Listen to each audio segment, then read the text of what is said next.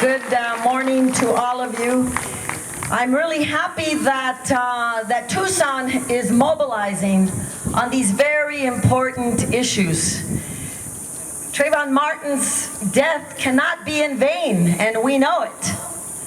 And so all of us have to unite and use these horrific moments, these martyrs in our community, to bring life to the struggle that we all must engage in, with the solidarity work we must all engage in today, so that there are no other Treyvon Martins. We have learned in this country so much of struggle from the courageous African American community for so long. After slavery was abolished, the criminal justice system was used, really for the first time, to control black men, to control labor. It was about economics too. And they needed to use another system to keep black men under control and productive for the economic interest of other people. And so we know, or we should know in this country, the history of the criminal justice system to understand where we are right now in the criminal justice system. We all know the Jim Crow laws, the black codes, everything that was utilized to marginalize, to corral, and to put people in the criminal justice system, black people, black men at that time. And since then, the African American community has been teaching us how to fight. How to fight. And in this country, we don't know that history. We're not taught that history. We're not taught the history of the genocide of the indigenous peoples here. We are not taught the history of immigration at all. So that people blame each other, and we blame each other, and we build walls around each other. Thank you. And so when we have a public that is so ignorant of history, are we surprised at these injustices? We shouldn't be surprised. When an African immigrant in Europe was asked, "Why are you here?" And there's a long answer, but the short answer came quickly from him, and he said, "Because you were there." And so I ask our African American community too to understand the global migrations from south to north that we see in this hemisphere, with indigenous peoples, yes, reclaiming their lands in this hemisphere, and the African immigrant that is also claiming the north. We are seeing the very same migration patterns everywhere, and we have to understand that.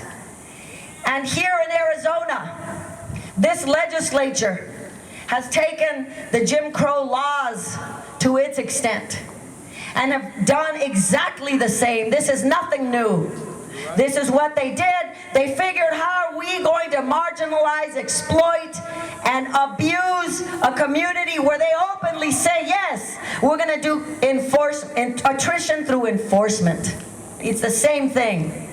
And here we are in this legislature that is also one of the ones that has added this stand your ground. Where do we get stand your ground? We get it from police officers who always said, "Oh, I was afraid for my life, and I shot and killed."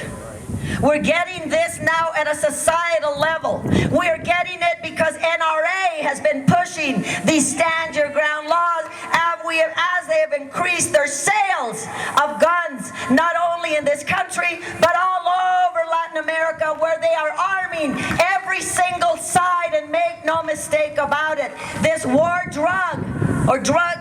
on drugs is a war on people, and the African American community knows it, the Latino community knows it, and now here we have a criminal justice system that we work in, and we know as criminal defense attorneys how difficult it is to get justice for a black man in Tucson, Arizona, for a Mexicano man here in Tucson, Arizona. Especially for a black man. There's a lot of Hispanics. Like Mr. Zimmerman, who's part Peruvian. His father is a retired United States magistrate. That is not said over and over and over again in the news. That it should be. Versus they try to divide our communities. Oh, is a Hispanic. That's not accurate. Yes, he's part Hispanic. Some of us that are lighter get away with it. If you're an Indian, if you're indigenous looking, or you're a black person, it is right there every single day in your life. And so we have to understand all of this. That in our criminal justice system, we get no justice. Was this case presented the best? Absolutely not. It wasn't presented from a perspective of an African American. It was presented by a white prosecutor, but I'll tell you, a lot of mistakes were made. A lot of things weren't done that should have been done. The judge excluded things that are excluded sometimes in court, some things that were not. But I can tell you, the evidence was sufficient for a conviction, just like it is every day here in our community, where they convict our young men and women with less than reasonable doubt. And so now we have your stand your ground laws that we must abolish, that says if you think you have a reasonable belief of your safety, for your safety, now you're not required at all to retreat. In fact, Zimmerman was allowed to be the aggressor and then created his own stand your ground. And so we must join together, and in Treyvon Martin's memory, we cannot allow ourselves to go away to our lives as business as usual. So I will say Treyvon Martin 3 times. After each time you say presente. Treyvon Martin. Presente. Treyvon Martin. Presente. Treyvon Martin. Presente. Thank you.